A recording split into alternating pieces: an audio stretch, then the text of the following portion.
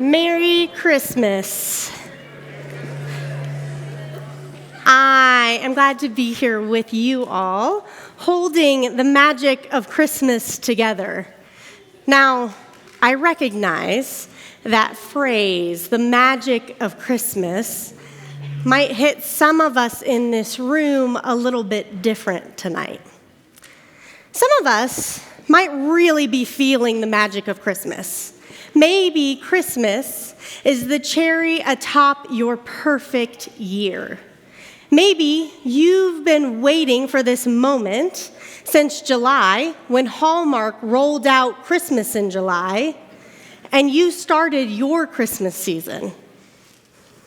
Maybe you're here and this isn't your best year. You're not so much feeling the magic of Christmas. Actually, you're really looking forward to next week when you get sort of a fresh start, a blank slate, if you will. Maybe some of you in this room think that Christmas magic is a myth. I have a friend who falls firmly in that last category. She loves to hate Christmas. Starting around Thanksgiving, her diatribe against Christmas begins. She starts to talk about the forced holiday cheer, how incredibly pathetic it is. She starts to talk about the commercialism, like, please, guys, can we just get it together? She starts to talk about the family dynamics and all the tension that comes with the holiday seasons. But what about the food? Everybody loves the food. Not her, she's a vegan. It's a minefield out there. Couldn't be worse. She hates Christmas. And so finally, this year, I got brave enough to turn to her and say, who hurt you? What happened in your childhood to make Christmas so incredibly painful for you? She said to me, picture it. It's the year 2000. I'm 9 years old, and I'm filled with the Christmas magic. Now, if you were around 9 in the year 2000, then you know what every kid was hoping for under the tree. It was a PlayStation 2, it was a Beanie Baby of some sort, a Furby, or it was the Razor scooter. None of us should be surprised when we see the millennials zipping around on those Lime scooters in Denver. We have been training for a scooter with a motor since we were about 9 years old. So there she was, hoping for this scooter, dropping those subtle, not so subtle hints to her parents for weeks. And Christmas comes and the anticipation is killing her. All she can picture is that moment where she's gonna wrap her hands around those rubber handlebars and she's gonna go zipping through the cul-de-sac with the wind in her hair. She's gonna be free. And Christmas comes. And it's a familiar scene. If you're like her and you grew up with several children in the family, all the kids are ripping into packages. Paper is everywhere. There's boxes.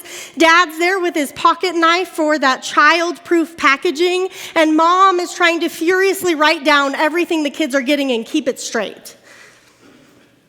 And my friend, she's gone through several boxes and so far no Razor scooter.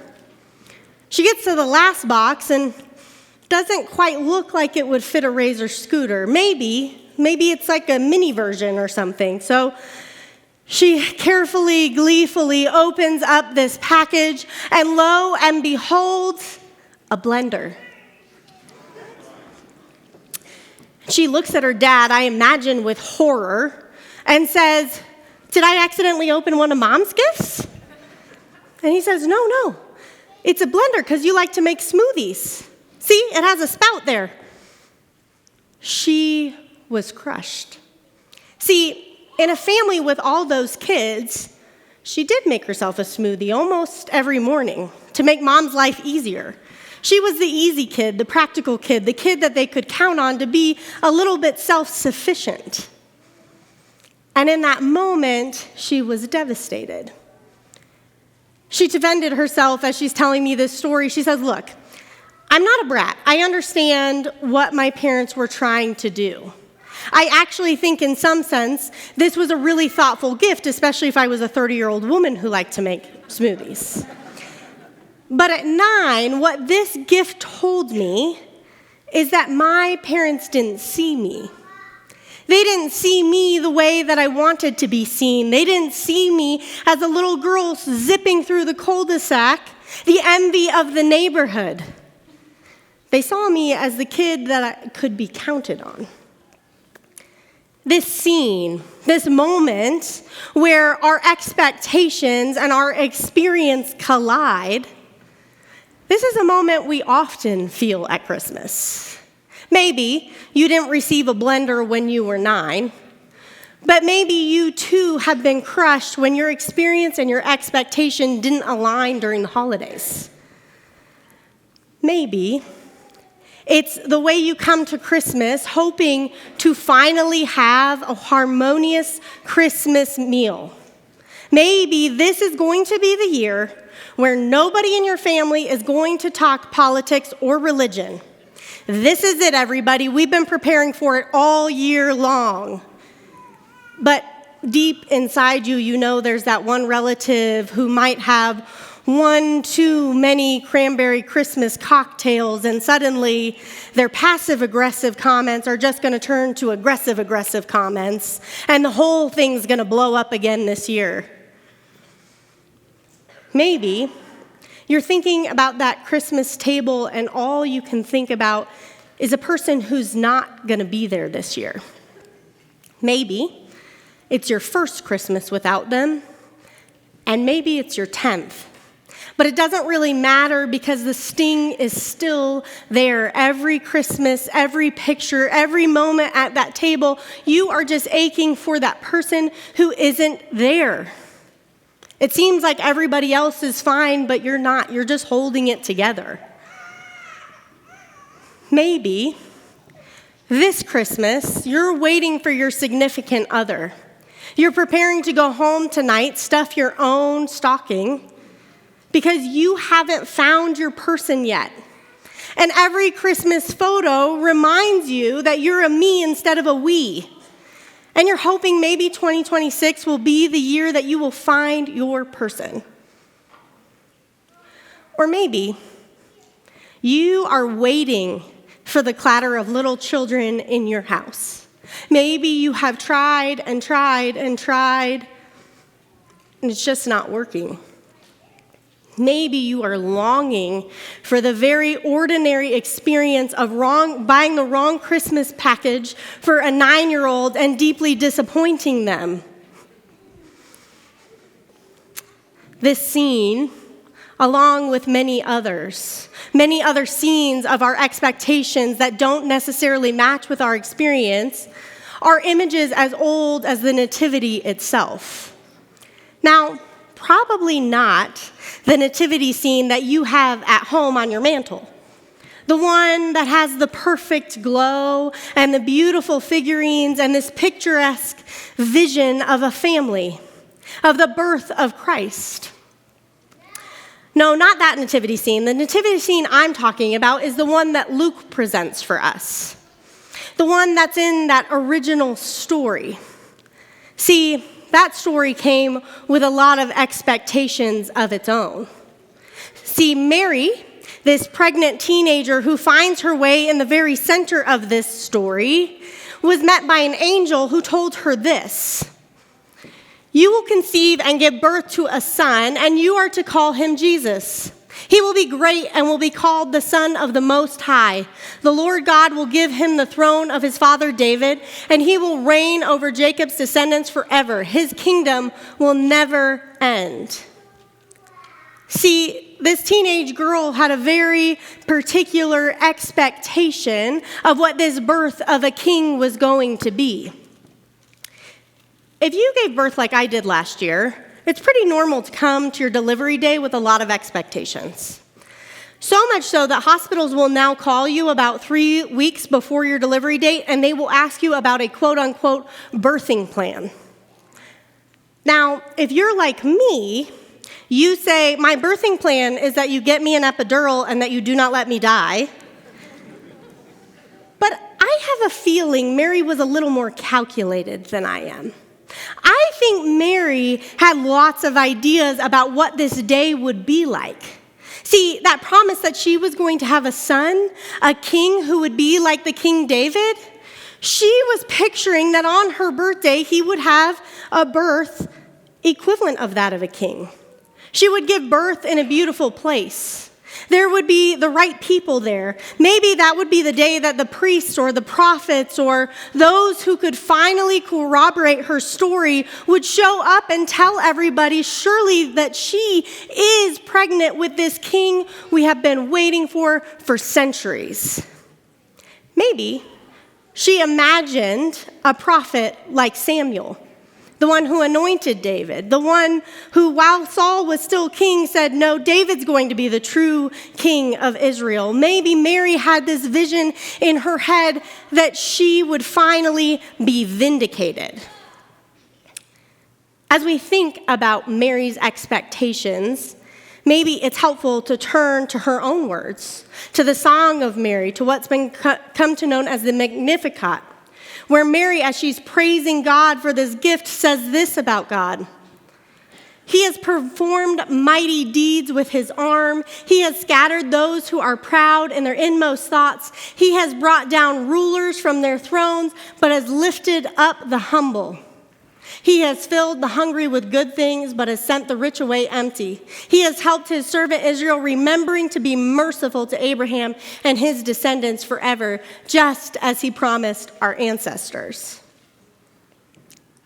See, I think all those months, as Mary grew bigger, as this baby rolled around and kicked in her tummy, I think Mary had lots of expectations, not just for the day that she would give birth, but also for his whole life. I think Mary pictured the way that he would grow, to be wise, to be trusted, to be endeared by those around him. I think she had expectations over Jesus' whole life and what was to come. He was finally going to throw off their oppressors. And then we know how the story goes. There was a census called, another census. The oppressor Rome had found a way to hold those people under their thumb just a little bit harder. They were going to squeeze a little bit more taxation out of people who had nothing left to give. And so we know the story. Mary and Joseph pack up to go to Bethlehem, to go to Joseph's ancestral town. Maybe in this, even this, Mary found this silver lining. See, at least this way, her son could be registered in the town of David.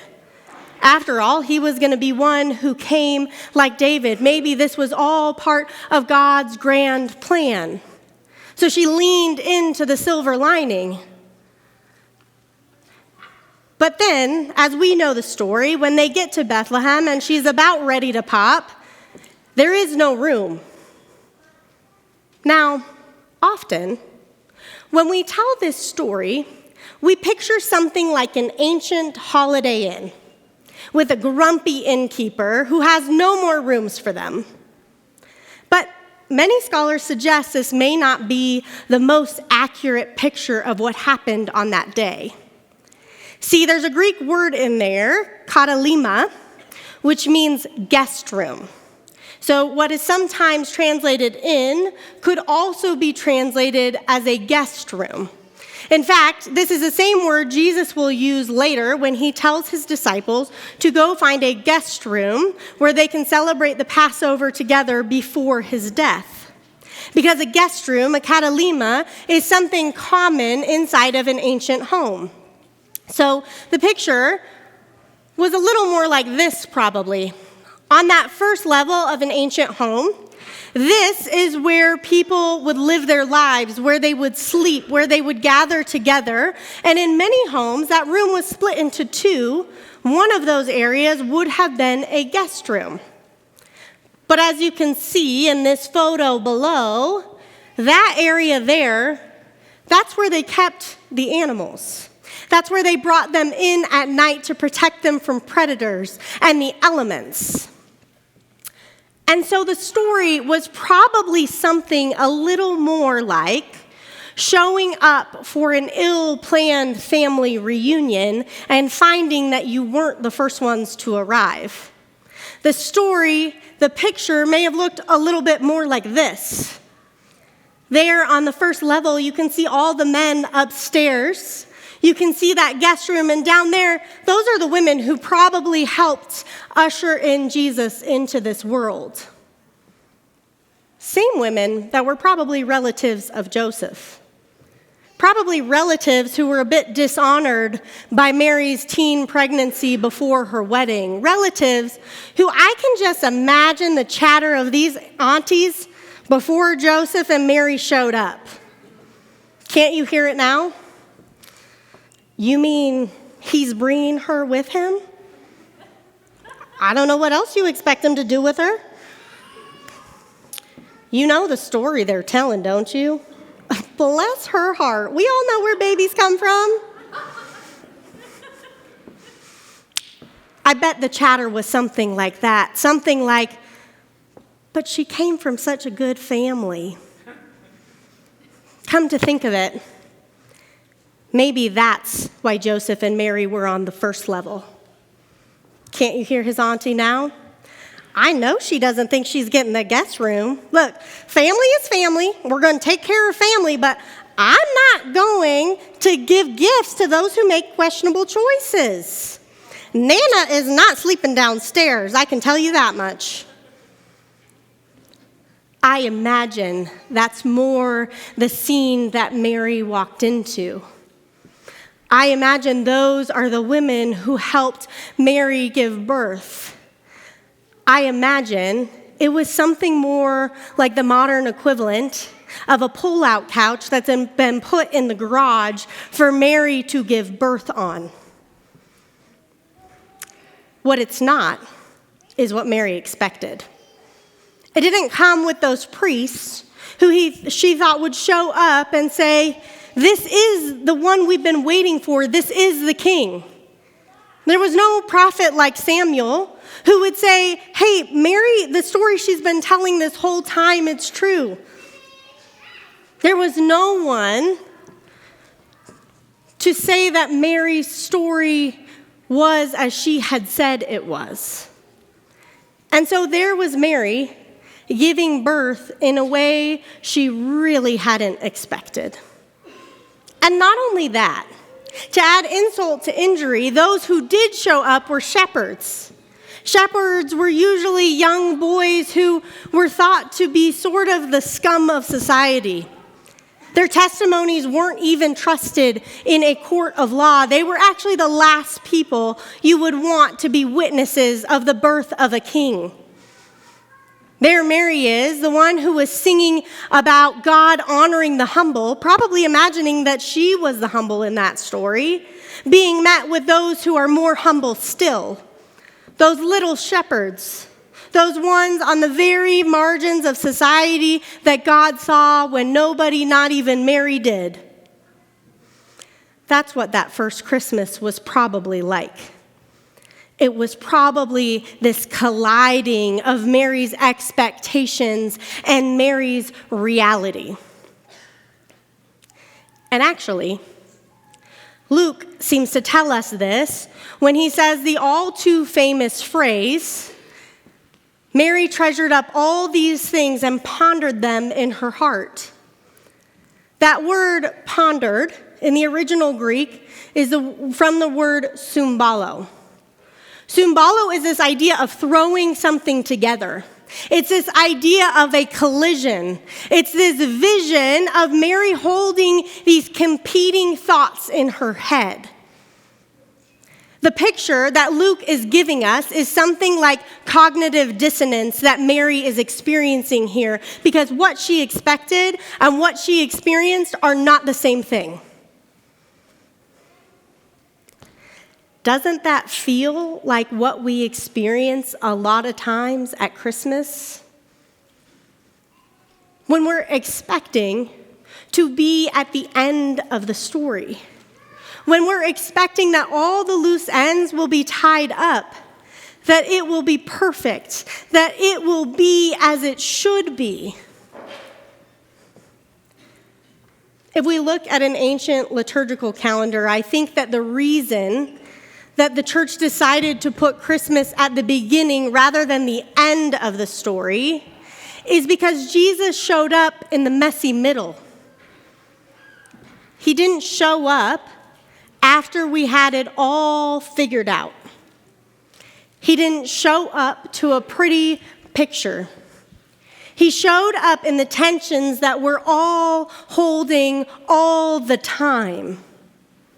The cognitive dissonance, that's where Jesus showed up. I'd suggest it's also the place where God wants to transform each of us. In those moments where our expectations don't always align with our realities. He is the God who is with us. In the moments of joy, in the moments of pain, in the moments of grief, in the moments that feel kind of mundane, God is the God who is with us. The medieval mystic, Meister Eckhart, said, "What good is it if the Son of God was born to Mary if he is not also born to me in my time, in my culture?" I think what he meant by that is that the Christmas story is not just a story of how Jesus got here, but it's an invitation for each of us. It's an invitation for us to go on holding the tensions and allowing God to transform us there in the middle. To take solace in the fact that God is with us and invites us to be with those who are around us, to be present. That's what the presence of God invites us to be people who can weep with those who are weeping and who can laugh with those who are laughing and who can take solace in the fact that God is weeping and laughing alongside us. I'd contend that's the magic of Christmas. Emmanuel, the God who is with us. I want to invite the band to come back up. And I want to say a little prayer over your Christmas, over the presence of God, that you will be reminded, that you will be comforted, that you will take joy in the fact that God is with you. God, we do thank you for the gift of Christmas. The magic of a God who took on flesh and blood to walk amongst us, to live the lives we live, to be with us. God, would you both help us to be those present to the pain and joy of the world and who are reminded that you are always present with us. Merry Christmas.